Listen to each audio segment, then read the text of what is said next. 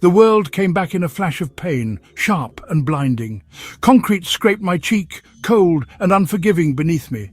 The taste of blood filled my mouth, metallic and real, anchoring me to the moment.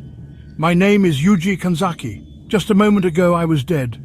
I remember the darkness swallowing me whole, the world fading to nothing, and then, against all odds, I returned. My heart, silent seconds before, now thumped in my chest, each beat echoing louder than the city's distant sirens. It was as if my body was reminding me I was still here, still fighting. Blood soaked my torn clothes, sticky and warm, proof of the violence I'd survived. Every breath was a struggle, every movement a reminder of pain. The memory, fists, steel pipes, a gang attack in a forgotten Shinjuku alley, flashed through my mind in jagged fragments. Shadows and rage, the sound of boots on wet pavement, the chaos of survival. I should be dead, but I wasn't. Somehow, against all logic, I was breathing again. I pushed myself up, trembling, surrounded by neon-lit shadows that flickered and danced on the slick ground. My hands shook, my body weak, but I refused to stay down. I felt like a ghost dragged back from the abyss, caught between worlds, not quite alive, but no longer dead. Why was I alive? No answers, just the cold pavement, the sting of rain, and the memory of dying. My mind spun with confusion and fear. The city outside was oblivious, relentless, moving on as if nothing had happened. Life continued, indifferent to my miracle, but I couldn't. Something unnatural had happened to me, something that set me apart from the world I once knew.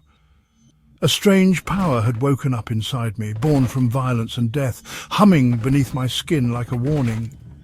I didn't understand it. I didn't want it. But it was there, undeniable, changing me in ways I couldn't yet imagine. But I knew it would demand a terrible price, and that my life would never be the same again. The first time it happened for real, it was for her, Airi, my childhood friend. We'd always looked out for each other, but that night changed everything. I never imagined I'd be forced to face death just to protect someone I cared about. We were caught in a turf war, an explosion ripped through the night, echoing off the alley walls. I saw her fall, her body crumpling to the ground. My heart stopped in that instant, panic, terror and helplessness flooding my veins. Then that crimson pulse, the world rewound 30 seconds back. Suddenly Airi was alive beside me, as if nothing had happened. The chaos reset, but the memory of her death burned in my mind. I had a single chance to change everything. 30 seconds to rewrite fate, to save her from the nightmare I'd just witnessed. But the power only worked when my heart stopped. It was a curse, disguised as a miracle, triggered by the edge of death. To go back, I had to die, every time. Each reset demanded the ultimate price, and there was no guarantee I'd succeed. If I failed, I had to end my own life to try again. The decision haunted me, but I couldn't let her go. The agony was immense, the cycle brutal. Pain became my constant companion, and hope felt like a distant memory. Each death burned into my soul, but Airi's smile was my anchor, her laughter, her kindness. Those memories kept me going. I would die 1,000 times for her. No matter how many times I fell, I'd rise again just to see her safe. Each reset left scars, physical and emotional. My body ached, my mind fractured, but I pressed on.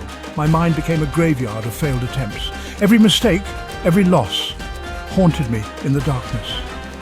The fear of dying faded, replaced by the fear of failing her. That terror was sharper than any pain I'd ever known. How many times could I die before I lost myself? Each reset chipped away at who I was, leaving me hollow. I didn't know. I just knew I couldn't stop. For Airi, for the promise I made, I would endure this hell again and again. This world was full of sharks, and I was bleeding in the water. Airi was my light, the reason I endured the cycle of death. Kaito, my best friend, reckless and loyal, saw me changing but never knew why. I couldn't tell him the truth. Rin, the information broker, watched me with cold eyes, curious about my impossible knowledge. She was a dangerous ally, her reasons hidden. Ina, the paramedic, patched me up again and again, sensing pain she couldn't explain. She was a reminder of the world I was trying to protect and losing. These relationships were my lifeline and my burden. Protecting them meant hiding the horrifying truth of my power. It was a lonely, impossible balancing act. The city was a battlefield carved up by 4 gangs. The Vipers, vicious, unpredictable, the source of my nightmare. The Azure Dragons, organized, untouchable, silent power in the east.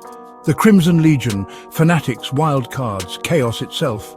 The Iron Fangs, mechanics and tough guys, territorial and practical. Each gang was a different poison. I was caught in the middle, trying to save one life. Every move risked starting a war. To survive, I had to navigate their world of violence and betrayal, and time was always running out. With every death, a piece of me chipped away. Each time I woke up, I felt less like myself, as if the world was slowly grinding me down, stripping away the parts that made me human. Fear faded, replaced by cold determination. I stopped caring about the pain or the consequences. All that mattered was moving forward, no matter the cost. Death became a tool, a reset button. I started to treat it like a strategy, a way to erase mistakes and try again, even as it hollowed me out inside. I started to see my life as something to be used up, a resource to be spent in pursuit of a single goal. The line between sacrifice and self-destruction blurred. The struggle to save Airi became a brutal puzzle.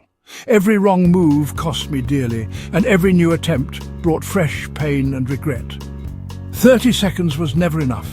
Time slipped through my fingers, mocking me with its limits, daring me to try again and again. Each failure taught me something new at a terrible cost.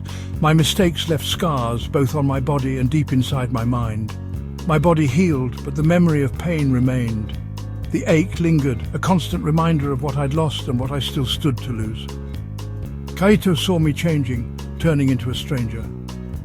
He watched as I grew colder, more distant, unable to explain the burden I carried. I was pushing away the very people I wanted to protect. My obsession with saving Airi was isolating me, leaving me more alone than ever. Now, on this rooftop, I wonder, how much more can I sacrifice?